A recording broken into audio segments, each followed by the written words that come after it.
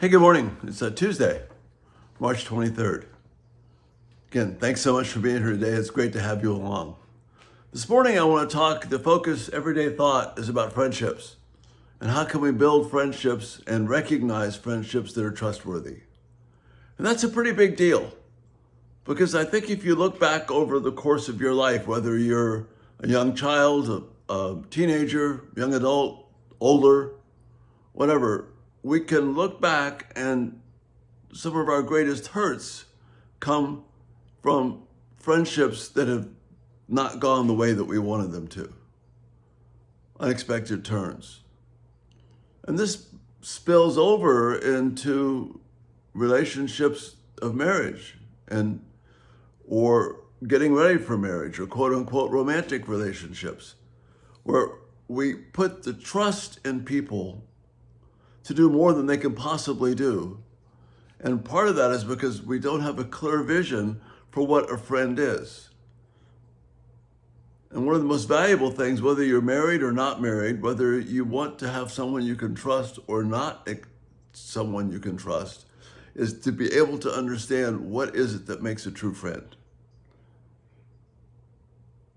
And the scripture speaks to that.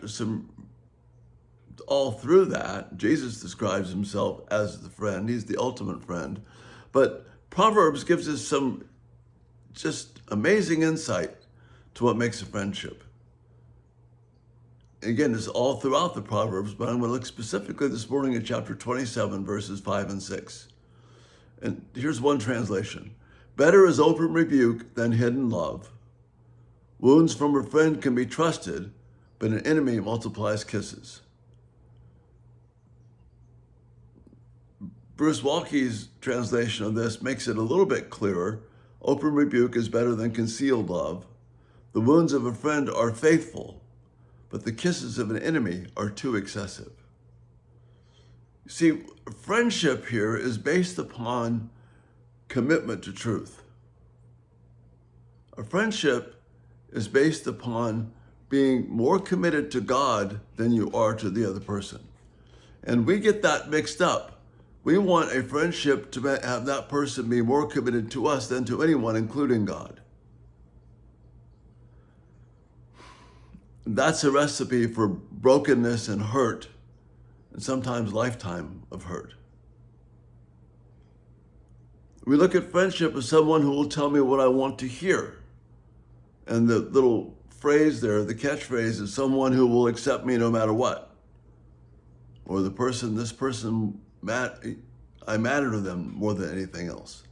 That is, again, a recipe, a plan for disaster and brokenness and deep, deep, deep hurt. So the fifth verse, better is open rebuke than hidden love. The idea is we all need help together. None of us are perfect. We need to admit that. If I'm not perfect, that means I'm less than perfect. I need help. And someone who won't tell me about where I need help and where I need to grow and where my issues are, that person's not being my friend. So I don't want to say anything because I don't want to hurt their feelings. Now, again, we're talking about all the directives of being compassionate and kind, using pleasant words, having a humble attitude and all that. But still, boil it down. Someone who won't tell you what you need to hear is not your friend. You're better off hearing the truth from someone you can trust. One way you can know you can trust somebody, this is the first point this morning. One way you know that you can trust someone is, will they tell you the truth about yourself? Not in a nasty way, but the way that it's building. But will they speak the truth to you about who you are? If they won't do that, that's not a committed friend. And then that's amplified in the next line. Wounds from a friend can be trusted. The wounds of a friend are faithful. When someone is telling you something you don't want to hear and they're coming at it in the way where they're concerned for you, that's a friend. But someone who is not a friend multiplies kisses. That is, the kisses are too excessive. One translation says that the kisses of the enemy are profuse. Someone who's always saying nice things about you, or at least start saying nice things about you as a way of setting the hook and luring you into this friendship, they probably want something from you. But initially, they'll say nice things, they'll do nice things, whether it's as obvious as a young man who wants to have a sexual relationship with a girl, and so he'll say whatever to someone who wants to be your friend just so that you will help them out in some situation where you know you shouldn't.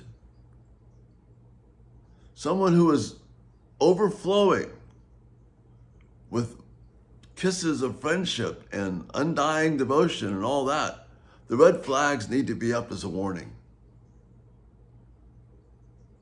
You see, that person's not being honest. They're either don't know you very well, or they're being very deceitful and wanting something from you. So a true friend is going to be able to give you that rebuke out of care and concern. They're not going to hold it back. They're going to love you and care for you. Desire friendships like that, people who will be honest with you, but not for the sake of their own gain, from the sake of building your relationship with God. Because anyone who makes you the center of their life without God is someone ultimately whom you can't trust. We'll come back to this again tonight. But if we're going to build friendships we can trust, and we need those friendships, we have to have them. Simon and Garfunkel were right. No one is an island. We are not rocks, even though we proclaim it. We need relationship. Build friendships you can trust. Look for those people who will speak the truth in love to you, who care more about God than they do about you. That's the best way that they can love you. And that's the thought for the day. You have a great day, and Lord willing, we'll see you tonight. Again, thanks so much for being here. Bye-bye.